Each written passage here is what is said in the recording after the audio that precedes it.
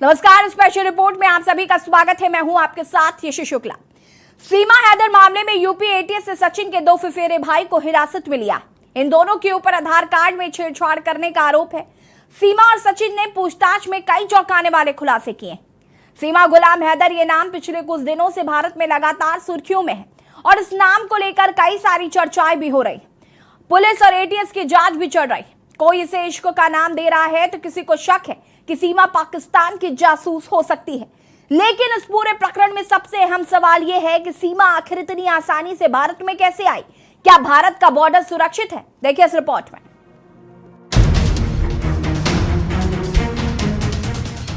सीमा हैदर मामले में UP ATS ने 2 लोगों को हिरासत में लिया है।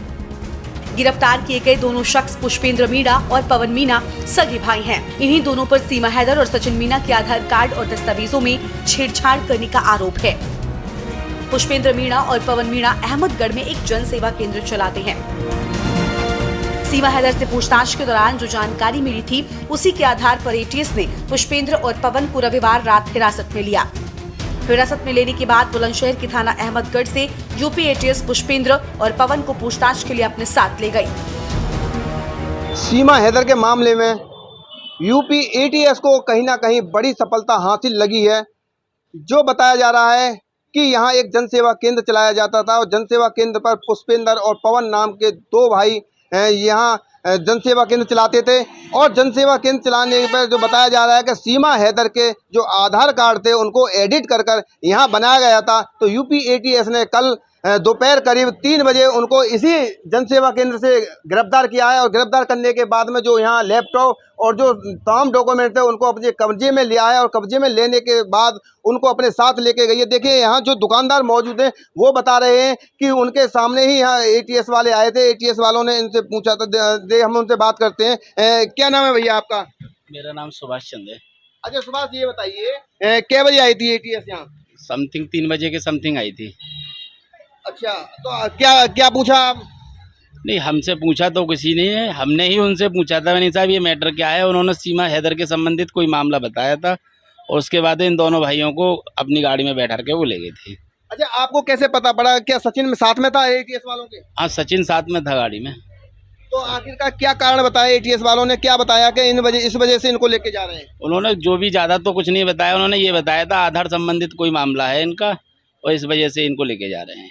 अच्छा, तो क्या ये लोग आधार कार्ड पहले से भी इस तरह से एडिट करते थे? क्या इन्होंने क्या सीमा हैदर के आधार कार्ड को इन्होंने सचिन मीणा के साथ मिलके किया? नहीं, ऐसा पहले कभी कोई मामला नहीं था, ना ही कोई ऐसी जानकारी।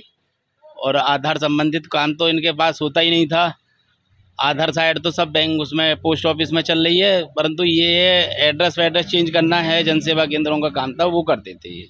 अच्छा, बताते हैं सचिन की बुआ भी यहाँ कहीं आसपास किसी गांव में रहती है नजदीक? हाँ, ऐसा बताया गया है, गंगावास गांव में उसकी बुआ रहती गई है। अच्छा, बताते हैं कि उसकी जो बुआ का जो सचिन की बुआ का जो लड़का विनय था वो बताया जा रहा है कि वो अपने साथ लेके आया था इन लोगों के पास। तो तब ये नहीं, ऐसी जानकारी कोई नहीं है हमें, ना ही हम विनय को जानते हैं कि विनय यहाँ आया था, ऐसी हमें कोई जानकारी नहीं है। ये जो जनसेवा केंद्र दोनों सगे भाई हैं? ये दोनों सगे भाई हैं। तो इनको अपने साथ ले गई? हाँ, पुलिस अपने साथ ले गई थी। देखिए, जो बराबर के जो दुकानदार हैं उनका कहना है ये दोनों भाइयों को अपने साथ लेके एटीएस अब अपने साथ ले गई। अब देखिए पूछताछ में वो खुलासा होगा कि आखिरकार सीमा हैदर के जो आधार कार्ड से छेड़छाड़ की थी वो उसका कारण मुख्य क्या था। क्या देश में किसी बड़ी सेंधमारी के फिराक में थे या किसी पैसे के लालच में इस घटना को इन लोगों ने अंजाम दिया? अब ये तो एटीएस के पूछताछ में ही खुलासे में पता पड़ पाएगी। पुलिस की इस कार्रवाई के बाद पाकिस्तान से भारत आई सीमा हैदर और उसके प्रेमी सचिन मीणा की मुश्किलें अब और बढ़ गई हैं। अब तक जो जानकारी सामने आई है उसके मुताबिक एटीएस के 4 अधिकारी सादे कपड़ों में आए और उन्होंने दुकान से दोनों भाइयों को हिरासत में लिया। पुष्पेंद्र और पवन के पड़ोसियों ने बताया कि 2 गाड़ियों में आए लोगों के साथ सचिन मीणा भी गाड़ी में बैठा हुआ था। सचिन मीणा को यूपी एटीएस ने पूछताछ के लिए बुलाया था। गाड़ी रुकी यहाँ पे, 2 गाड़ी आई थी। गाड़ी रुकते ही उन दो भाई हम कंप्यूटर चलाते हैं यहाँ पर। क्या क्या नाम है उनके?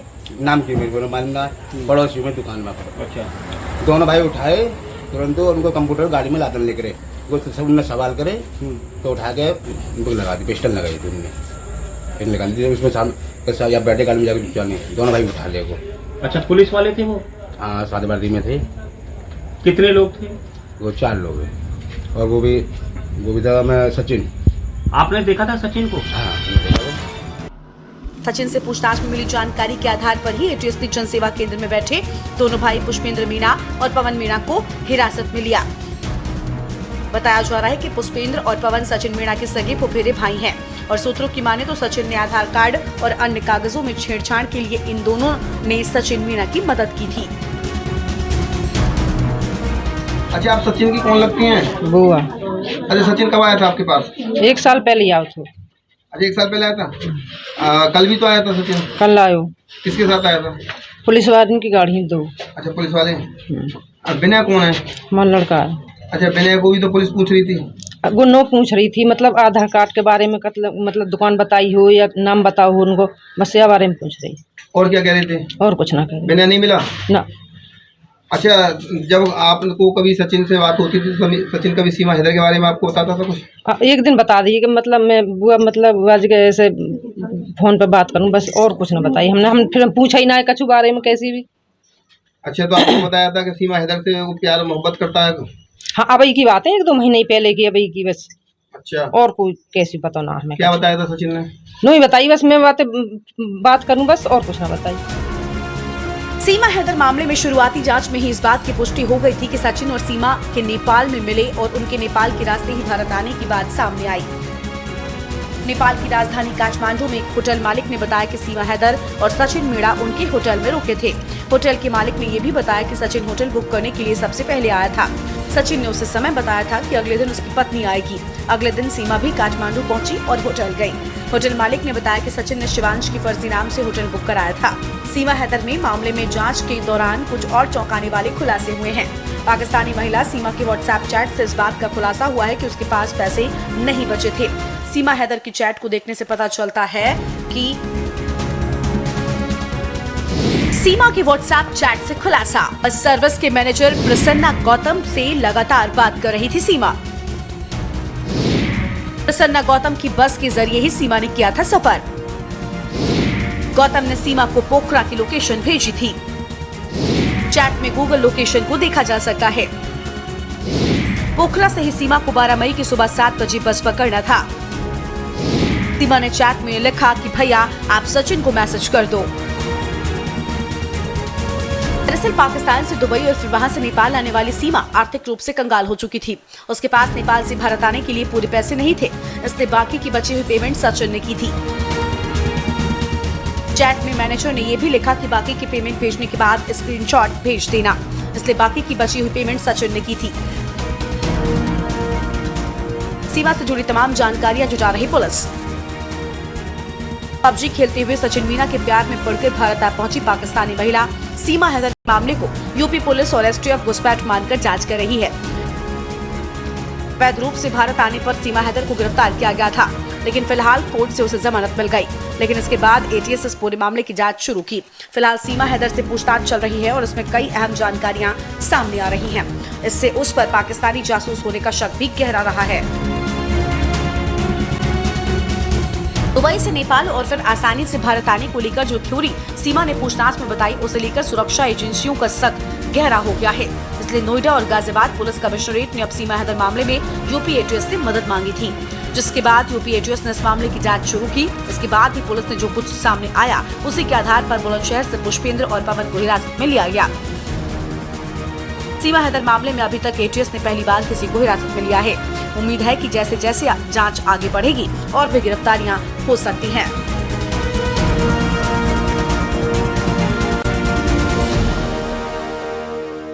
सीमा हैदर मामले में लगातार तमाम एजेंसियां पूछताछ करने में लगी हुई हैं। उत्तर प्रदेश की यूपी एटीएस भी लगातार सीमा हैदर से और सचिन मीणा से कई घंटों तक पूछताछ कर चुकी है। यूपी एटीएस को तमाम अहम जानकारियां भी मिली हैं। यूपी एटीएस ने फर्जी आधार कार्ड वाले मामले में 2 लोगों को बुलंदशहर से अरेस्ट भी किया है, यानी कि हिरासत में लिया है पूछताछ के लिए। यूपी एटीएस लगातार पूछताछ कर रही है। वो 2 शख्स हैं, पुष्पेंद्र मीणा और पवन मीणा। दोनों से पूछताछ की जा रही है। अंदेशा ये लगाया जा रहा है कि जिस तरीके से फर्जी आधार कार्ड के जरिए उत्तर प्रदेश में सीमा हैदर प्रवेश करती हैं, आती हैं नेपाल से, कहीं ना कहीं वो आधार कार्ड किसने बनाया था। पूछताछ में एटीएस को अहम सुराग मिला था, जिसके बाद यूपी एटीएस ने बुलंदशहर से पुष्पेंद्र मीणा और पवन मीणा को हिरासत में लिया है। उससे पूछताछ की जा रही है। लगातार तमाम जो एजेंसियां हैं वो पूछताछ कर रही हैं, लेकिन कहीं ना कहीं अभी भी सीमा हैदर तमाम सवालों के जो जवाब हैं वो यूपी एटीएस को देने से बच रही है। जिस तरीके से उत्तर प्रदेश में कह सकते हैं कि भारत में पाकिस्तान से दुबई और दुबई से नेपाल और नेपाल के बाद नेपाल के रास्ते भारत में किस तरीके से सीमा हैदर घुस गई, कोई ना कोई उसके साथ था, कौन उसका सपोर्ट कर रहा था, क्या सीमा हैदर आईएसआई एजेंट हैं, क्या मकसद है सीमा हैदर का, वाकई में क्या प्यार के लिए वो पाकिस्तान छोड़कर भारत में आई है। तमाम जब क्वेश्चन किए गए यूपी एटीएस और तमाम एजेंसियों के द्वारा, तो सीमा हैदर का सिर्फ जवाब एक ही था कि सचिन मीणा से सीमा हैदर प्यार करती हैं। लेकिन तमाम जो बातें हैं यूपी एटीएस और तमाम जो सुरक्षा एजेंसियां हैं, आईबी है, वो बटोरने में लगी है कि क्या वाकई में सीमा हैदर प्यार के लिए भारत पहुंची है कि किसमें इसके पीछे कोई बहुत बड़ा मास्टर प्लान है। सचिन की सीमा इश्क यानी आग के दरिया को पार कर भारत आई है या किसी सुनियोजित साजिश को अंजाम देने, अभी तक इसमें से किसी भी बात की पुष्टि नहीं हुई है, लेकिन जांच लगातार जारी है। हो सकता है सीमा हैदर सच बोल रही हो या फिर झूठ, ये पता चलने में ज्यादा वक्त नहीं बचा है। यूपी एटीएस जल्द ही पूरे मामले में और भी खुलासे करेगी, लेकिन जो सबसे अहम सवाल है वो ये कि सीमा आखिर भारत तक इतनी आसानी से कैसे पहुँच गयी। सीमा का भारत आना भारत की बॉर्डर सिक्योरिटी को लेकर कई सारे सवाल खड़े करता है। इस पूरे मामले को आप कैसे देख रहे हैं, क्योंकि सीमा हैदर का मामला सुरक्षा से जुड़ा हुआ मामला था। पाकिस्तान से दुबई और दुबई से काठमांडू और उसके बाद भारत, ना वीज़ा ना कोई डॉक्यूमेंट्स, उसके बाद कैसे एंट्री आखिर कोई कर सकता है सर? देखिए, नेपाल से जो हमारा बॉर्डर है भारत का, वो बहुत पोरस बॉर्डर है। उसमें न फेंसिंग है और न ही किसी प्रकार की ऐसी कोई रेगुलर पेट्रोलिंग की व्यवस्था है जहाँ से इस बात को पकड़ा जा सके कि कोई घुसपैठिया अंदर जा रहा है। जो रास्ते बनाए गए हैं, जिन रास्तों के माध्यम से अलाउड है आना जाना, तो जो सही लोग हैं, जो जेन्युइन लोग हैं, उन लोगों को दिक्कत नहीं होती है, क्योंकि वो सही रास्तों से आते हैं, अपने चीज़ें चेक कराते हैं, कागज़ चेक कराते हैं और एंट्री करते हैं और आते जाते हैं। क्योंकि रेगुलर बाज़ार लगती है बॉर्डर के एरियाज़ में, वहाँ पे नेपालीज़ बहुत आते हैं। और वो मैं ऑलरेडी महाराजगंज में पोस्टेड चूँकि रह चुका हूँ, तो मैं सोनाली बॉर्डर के बारे में अच्छी तरह जानता हूँ। तो वहाँ पर भी यही प्रक्रिया होती है। लेकिन होता क्या है कि जो रेगुलर पाथ है उसके अलावा ये पूरा खुला हुआ एरिया है, तो कोई भी व्यक्ति कहीं से भी बड़े आराम से अंदर आ सकता है। सर, सीमा हैदर से जुड़ा मामला ये भी है कि आधार कार्ड उसके पास पाए गए, एक आधार कार्ड उसका और उसके 2 बच्चों का। क्या आधार कार्ड किस तरीके से बनता है और क्या आधार कार्ड की जब एंट्री करती है जो कोई भी, अगर क्या आधार कार्ड देख के एंट्री हो सकती है? क्या बिना आधार कार्ड, जैसे आपने बताया कि कोई भी इजीली भारत में आ सकता है, आधार कार्ड बनाना यूपी एटीएस ने बुलंदशहर से 2 लोगों को पूछताछ के लिए उठाया है, उसको पूरा कैसे देखते हैं सर? आधार कार्ड फर्जी तरीके से आधार कार्ड इजीली बन रहे हैं जो। देखिए, हमारे देश में भ्रष्टाचार एक बहुत बड़ा बिंदु है और आप पैसे दे करके अपना राशन बनवा सकते हैं, आधार बनवा सकते हैं, वोटर आईडी कार्ड भी बनवा सकते हैं। और ऐसा ही हुआ है दिल्ली में रोहिंग्याओं के मामले में, और बिहार में, और पश्चिम बंगाल में बांग्लादेशियों के मामले में। न जाने कितने ऐसे लोग जो भारतीय नागरिक नहीं हैं, लेकिन उनके पास आधार कार्ड बन गया है, उनके पास राशन कार्ड भी बन गए हैं। सीमा का कहना है कि पबजी खेलते हुए वो सचिन से प्यार कर बैठी और सचिन से मिलने नेपाल आई। पाकिस्तान से टूरिस्ट वीजा लेकर सीमा शारजाह के रास्ते काठमांडू पहुंची तो सचिन भी अपने प्यार से मिलने नेपाल पहुंचा। पुलिस की प्रारंभिक पूछताछ में सचिन ने बताया कि पाकिस्तान में ये दोनों 10 मार्च को मिले थे, कुछ दिन साथ रहे और सीमा वापस पाकिस्तान चली गई। पुलिस के मुताबिक सीमा ने काठमांडू के एक होटल में सचिन के साथ 7 दिन बिताए थे। पहली मुलाकात के बाद सीमा वापस तो चली गई, लेकिन उसे अब भारत आना था। भारत आने के लिए सीमा गुलाम हैदर ने करीब 2 महीने के बाद फिर से नेपाल का टूरिस्ट वीजा लगवाया, लेकिन इस बार सीमा के साथ उसके 4 नाबालिग बच्चे भी थे। एक बार फिर सीमा शारजाह से नेपाल पहुंची और वहां से बस पकड़कर दिल्ली आ गई। दिल्ली आने के बाद सीमा नेपाल के काठमांडू के पहले पोखरा गई, फिर पोखरा से बस पकड़कर दिल्ली आई। पुलिस ने सीमा और सचिन के पास से पोखरा, काठमांडू से दिल्ली जाने वाली बस का एक टिकट भी बरामद किया। भारत आने के बाद गुप्त सूचना के आधार पर 4 जुलाई को हरियाणा के बल्लभगढ़ से पुलिस ने गिरफ्तार कर लिया। पुलिस ने इन दोनों के पास से कई दस्तावेज बरामद किए हैं।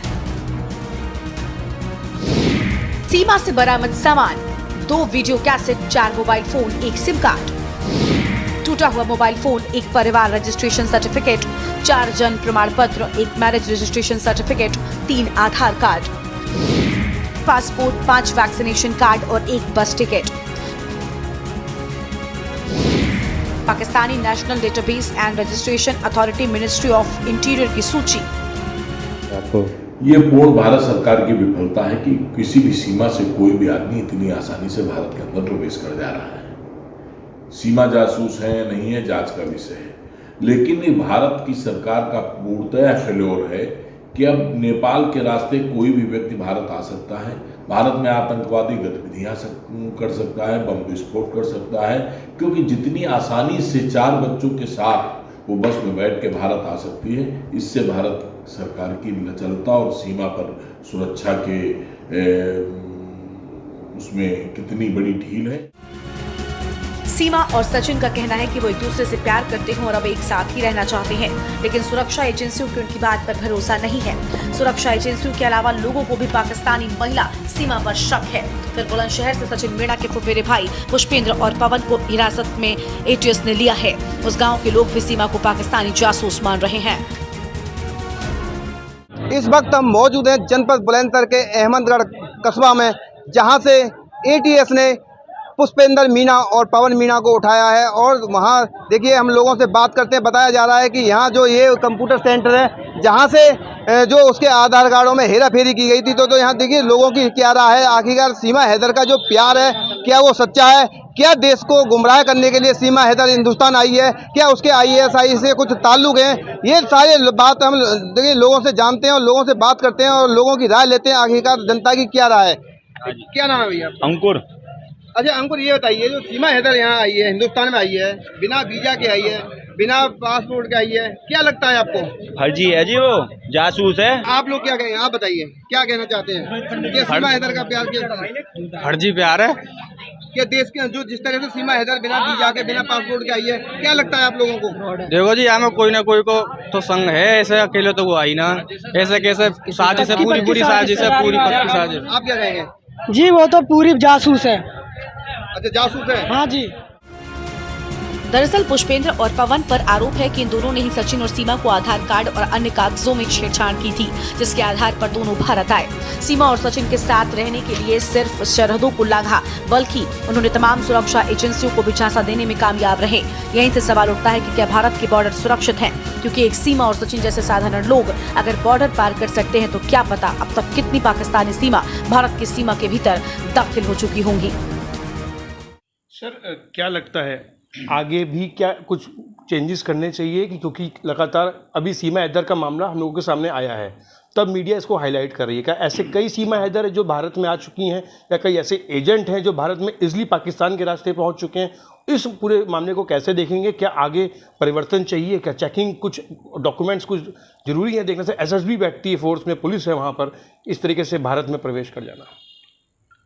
हाँ देखिए, मैं आपको एक चीज़ बता दूं कि 1970 के बाद से नेपाल के अंदर भारत नेपाल सीमा पर डेमोग्राफिक चेंजेस लगातार हो रहे हैं, जिसमें मुस्लिम पॉपुलेशन विशेष रूप से बढ़ती जा रही है।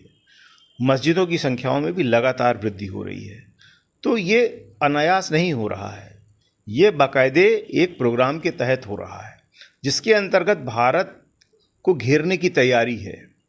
इसको भारत सरकार भी बहुत हद तक समझ रही है, लेकिन नेपाल ट्रीटी और अन्य इंटरनेशनल दबावों के कारण बहुत एक्शन लेने की स्थिति में नहीं है। फिलहाल मैं तो यही चाहूँगा कि भारत और नेपाल सीमा को भी फेंस कर देना चाहिए, क्योंकि जिस तरीके से वर्तमान में हमारे देश में इस्लामाइजेशन की बात चल रही है, PFI जैसे संगठन खड़े कर दिए जाते हैं जिनका टारगेट ही है कि भारत को इस्लामिक राष्ट्र बनाना। ऐसे में हमें ज़रूरी है कि हम अपने देश की सुरक्षा को सुदृढ़ रखें, और यह हमारा बहुत ही कमज़ोर पॉइंट है सुरक्षा के मामले में, नेपाल भारत बॉर्डर।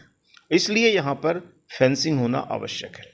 और सीमा हैदर जहाँ तक सवाल है, तो इस तरह के कई जासूस पहले भी भारत में आए हैं, पकड़े भी गए हैं और उन पर कार्रवाई भी हुई है, लेकिन ऐसे न जाने कितने अनगिनत होंगे जो आ चुके हैं और जिनके बारे में हमें जानकारी नहीं है। आप देखिए रोहिंग्यास किस तरीके से हमारे देश में घुस आए हैं, हमारे देश में इलीगल बांग्लादेशी किस तरह से घुस आए हैं, उन सबको बाकायदे हमारे यहाँ वोट की राजनीति के कारण बसाया भी जा रहा है।